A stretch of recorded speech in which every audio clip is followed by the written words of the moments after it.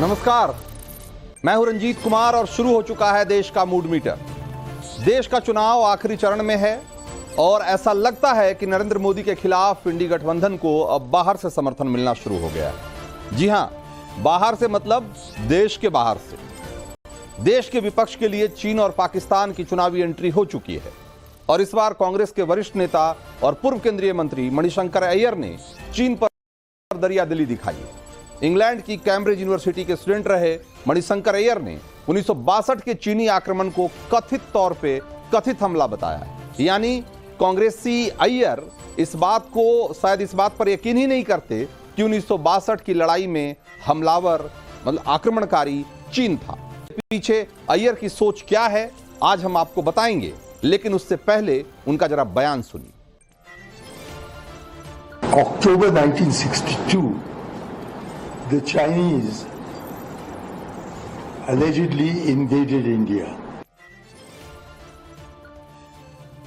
October 1962, the Chinese allegedly invaded India. तो अय्यर ने बयान जवाहरलाल नेहरू पर आधारित एक किताब के विमोचन के मौके पर दिया। जब भारत और चीन के बीच युद्ध हो रहा था, उस वक्त अय्यर की छवि क्या थी, इसके बारे में भी अय्यर खुद बता रहे हैं। इसी दौरान उन्होंने क्या कहा अपने बारे में जरा सुनिए कि जब ये युद्ध हो रहा था उस समय उनको लेकर क्या छवि थी देश में।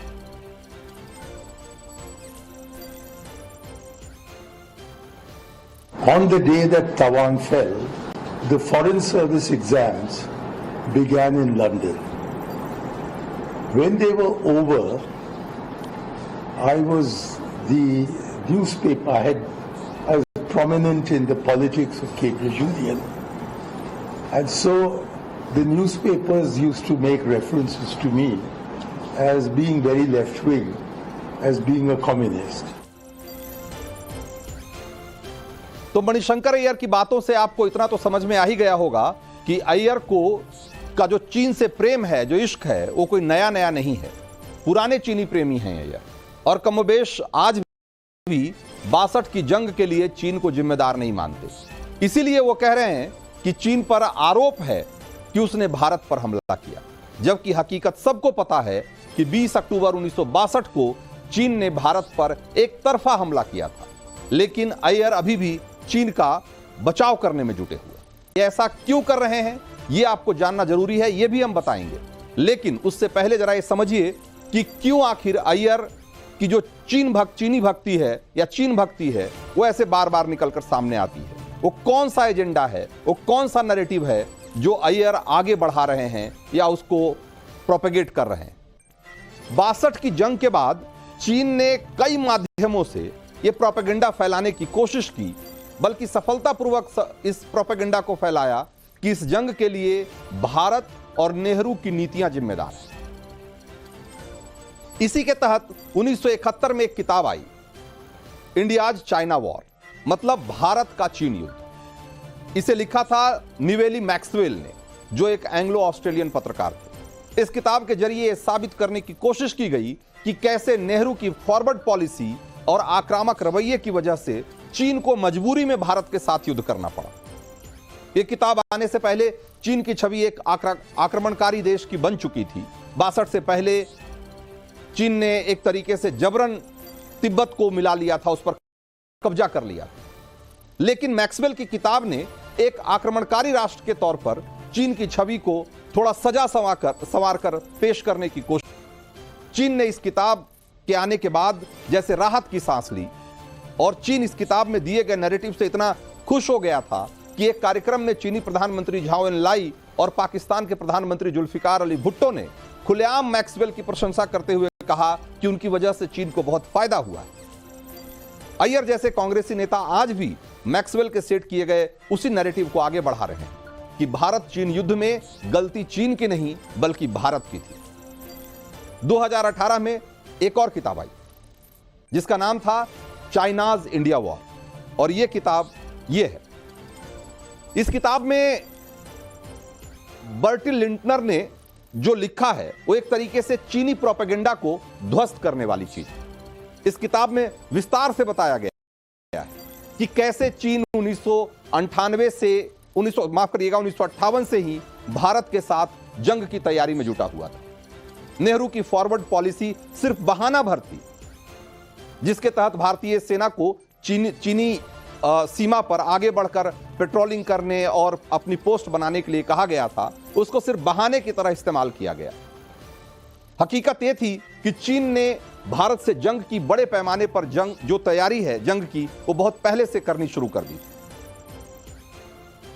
और जंग के बाद चीनी गिरफ्त से छूटकर आए ब्रिगेडियर जॉन दलवी ने अपनी एक किताब में लिखा है, इस बात का जिक्र किया है, खुलासा किया है कि कैसे भारतीय सीमा से लगे इलाकों में चीन ने 3-3 हजार युद्धबंदियों को रखने का इंतजाम पहले से किया हुआ था।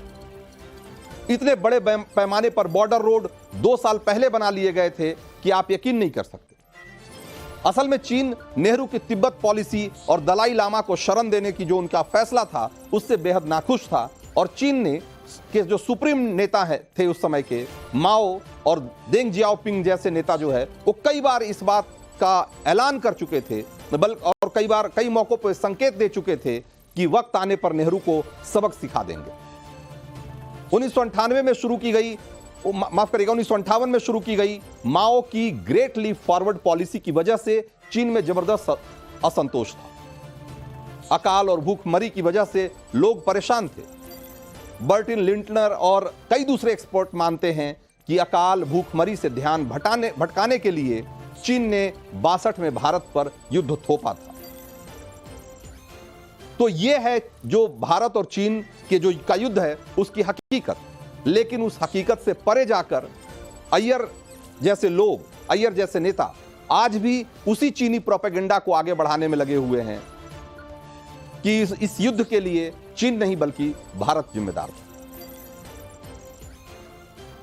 तो हम आगे बढ़ेंगे और इससे जुड़े सवाल पर हम चर्चा करेंगे, लेकिन उससे पहले जरा एक बार देख लेते हैं वो सवाल जिसका कि आपको जवाब देना है और जिसके जरिए घूमेगा देश का मूड मीटर।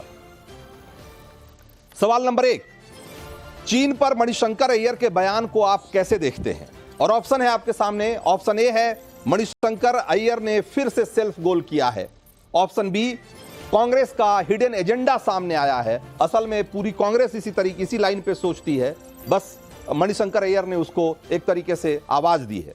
और ऑप्शन सी है, अय्यर ने सही इतिहास बताया है। क्या सोचते हैं आप? हमें बताना शुरू करिए।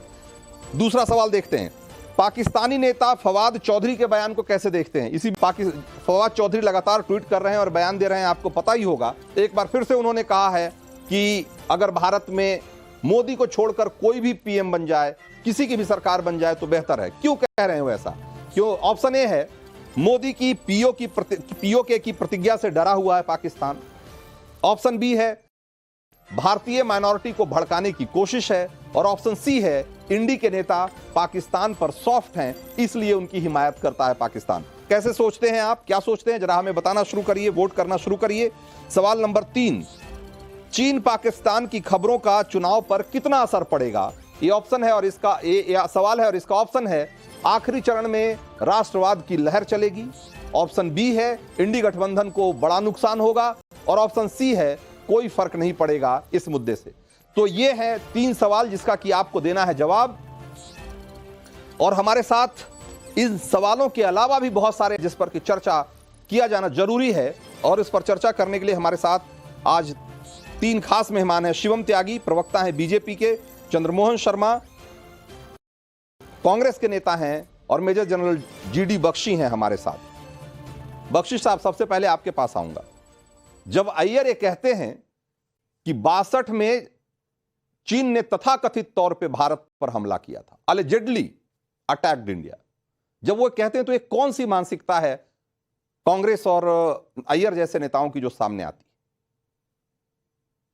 तथाकथित अटैक, आई एम अमेज्ड। मैं बहुत असमंजस में हूं, हैरत में हूं ये सुनकर कि तथाकथित अटैक। अरे साहब, हम लोगों ने झेला, 3000 से ज्यादा तो हमारे अफसर जैसे जवान उस युद्ध में शहीद हुए, कितने सारे कैदी बने, चीन ने धोखे से हमला किया, हमारी जमीन हड़पी, कितनी सारी जमीन हड़पी है हमारी अक्साई चीन के अंदर।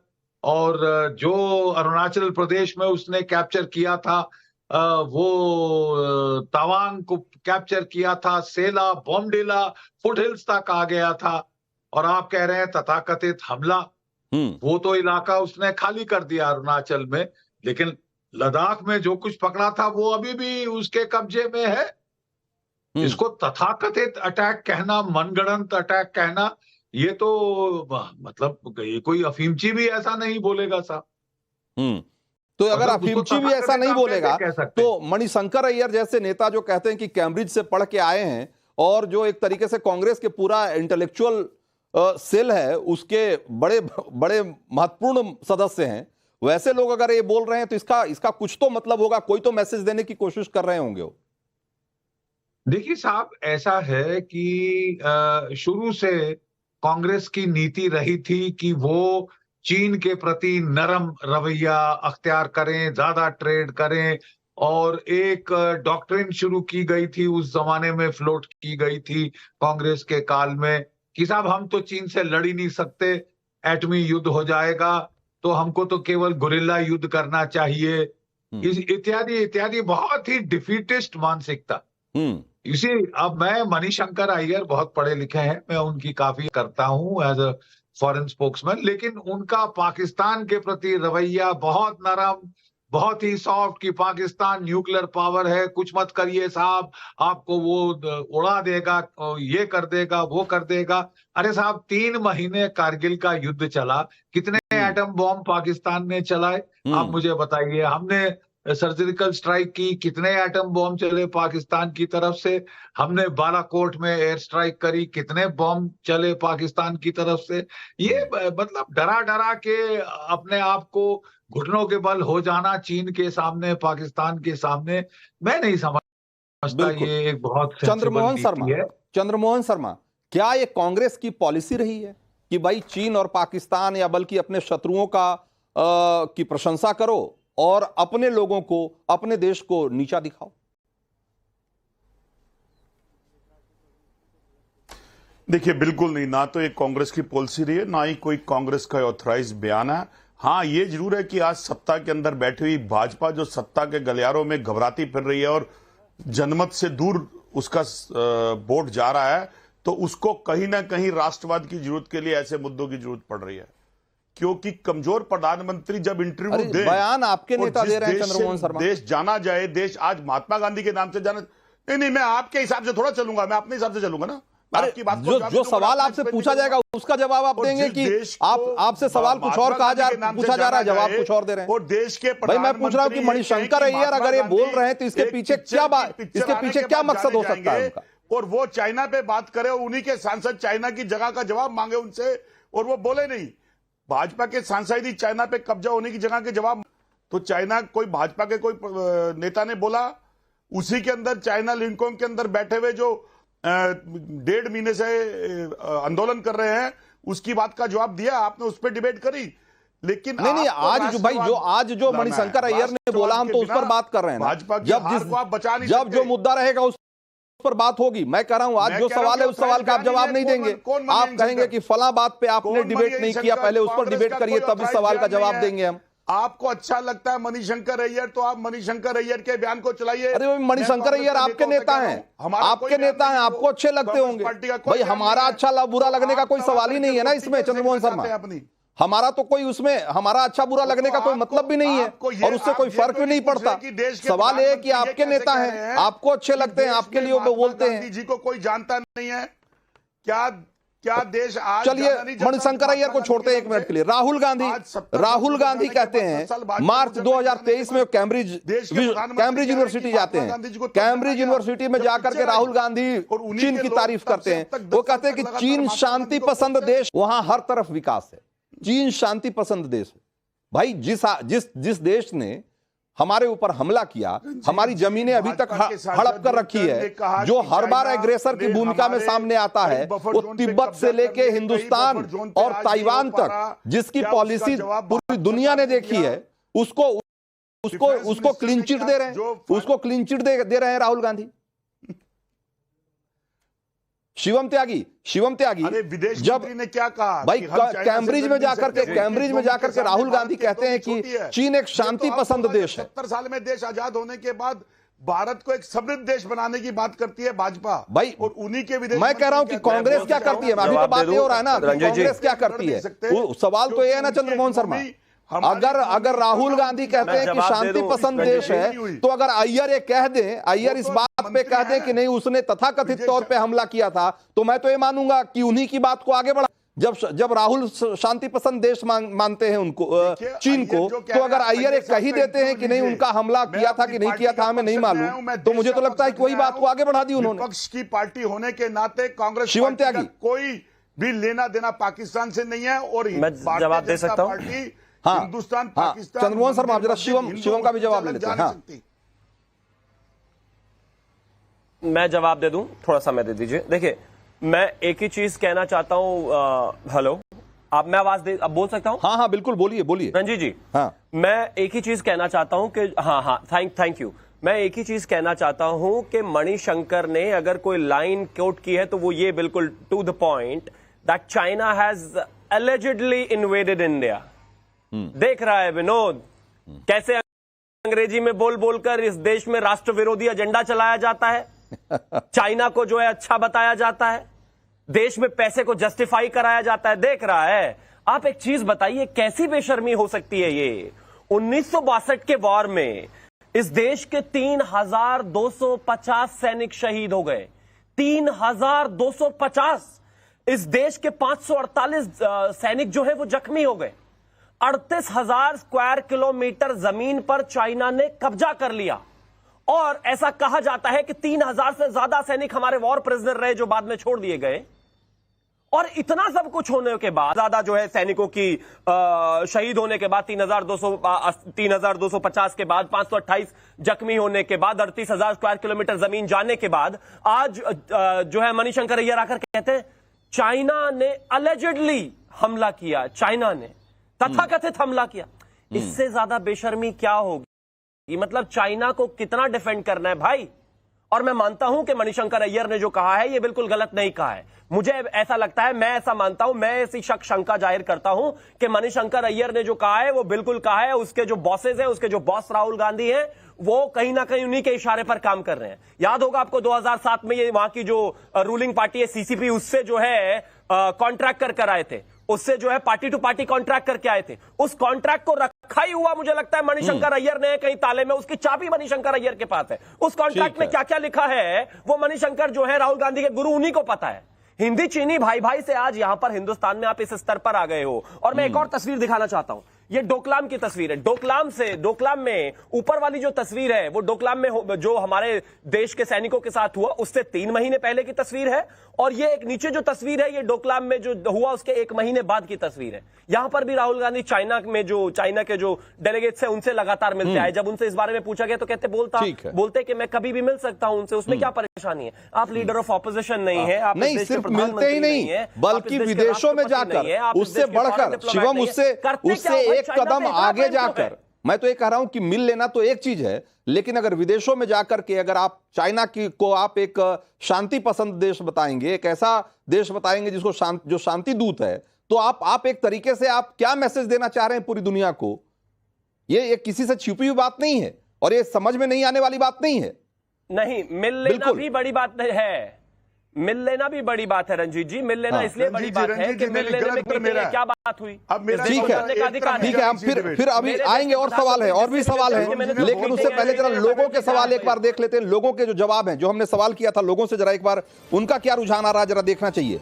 हमने सवाल पूछा था कि चीन पर मणिशंकर अय्यर के बयान को कैसे देखते हैं, और इसके जवाब में करीब 37% लोगों ने कहा है कि मणिशंकर अय्यर ने फिर से सेल्फ गोल किया है, और करीब 58% लोग कहते हैं कि कांग्रेस का हिडन एजेंडा सामने आ गया है, और करीब 3.5% लोग ये मानते हैं कि अय्यर ने सही इतिहास बताया है।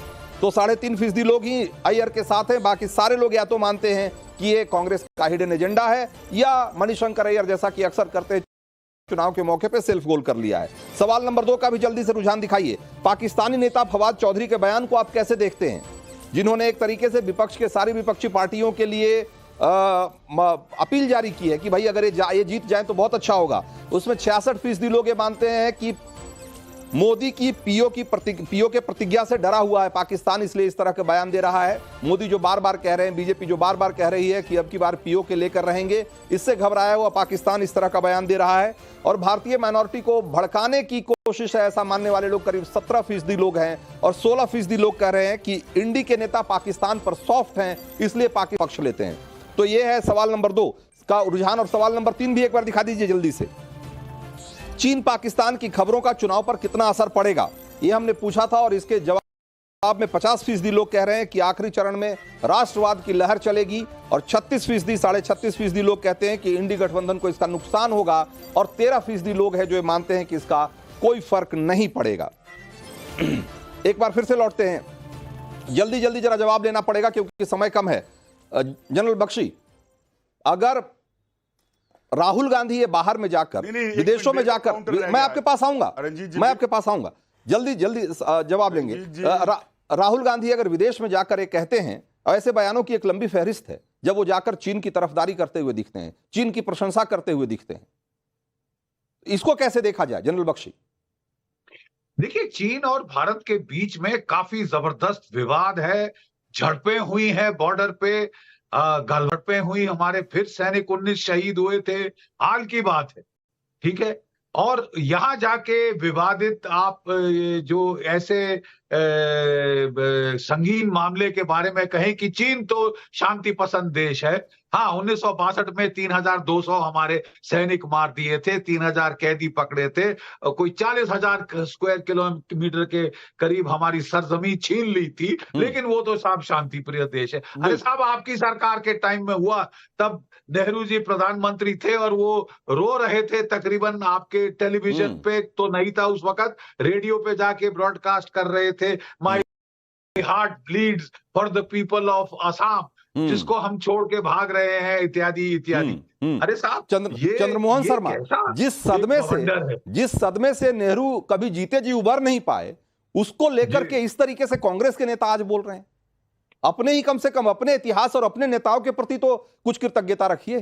नेहरू जी के प्रति तो कम से कम थोड़ी सी निष्ठा रखें ना, कि वो बेचारे वो शहीद हो गए। जवाब देने दीजिएगा। देख रहा है चंद्रमोहन शर्मा, जल्दी से। आंखें बंद करके जो संजय तुझे दिखा रहा है, हे धृतराष्ट्र, कब देखेगा तू आंखें खोलकर? संजय तुझे दिखा रहा है कि बफर जोन पर 19 जगह पर चाइना आ नहीं सकता। तेरा खुद का सांसद हे धृतराष्ट्र तुझे बता रहा है कि चाइना ने जगह के ऊपर कब्जा कर लिया है। हे धृतराष्ट्र, तुझे संजय बार बार दिखा रहा है कि जो बैठे हुए विरोध के अंदर, दीपांग के अंदर, वो तुम्हें आगाह कर रहे हैं, लेकिन आप आगे नहीं हो रहे। हे धृतराष्ट्र, चाइना की सोचो। आपका विदेश मंत्री ये कहता है कि चाइना की इकोनॉमी ज्यादा और हिंदुस्तान की इकोनॉमी कम है। कब आंखें खोलोगे धृतराष्ट्र? कब पुरानी बातों से बंद करके देश के आज के हालात पे लेके आओगे? उस हालात के ऊपर जिस देश के अंदर आपके चुने हुए सांसद मंत्री का तो आपके नेता बयान भी तो आज ही दे रहे हैं ना भाई। जब बयान देंगे तभी तो चर्चा होगी ना चंद्रमोहन शर्मा। तो उनके इतिहास के गड़े मुर्दे अभी क्यों उखाड़ रहे हैं, और उखाड़ भी रहे हैं तो थोड़ा के अंदर धृतराष्ट्र कहते हैं कि मैं महात्मा गांधी तब रिलीज हुए जब महात्मा गांधी ठीक है 20 सेकंड में क्लोजिंग कमेंट। शिवम त्यागी 20 सेकंड में क्लोजिंग कमेंट दीजिए बस। पुत्र मोह में सत्ता की लालच में लगा हुआ है। ठीक है, लेकिन 20 सेकंड में मेरे को सुन लिया जाए, उनकी आवाज लगातार आती रहेगी। मैं इस देश के लोगों को, 140 करोड़ भारतवासियों को यह कहना चाहता हूं कि कांग्रेस जो है चाइना की दलाली करती है। कांग्रेस चाइना की खुले तौर पर दलाली करती है। 2007 में वहां की पार्टी से कॉन्ट्रैक्ट कर आई है। कांग्रेस के लिए, राहुल गांधी के लिए चाइना के हित भारत के हित से ज्यादा है। कांग्रेस के लिए चाइना भारत से ज्यादा बेहतर देश है। कांग्रेस के लिए चाइना का यहाँ जो है ढोल बजाना वो ज्यादा प्रायोरिटी है। कांग्रेस के लिए, राहुल गांधी के लिए चाइना की संप्रभुता ज्यादा बेहतर है। शुक्रिया आप सब लोगों का इस चर्चा में भाग लेने के लिए बहुत बहुत शुक्रिया। समय इतना ही था।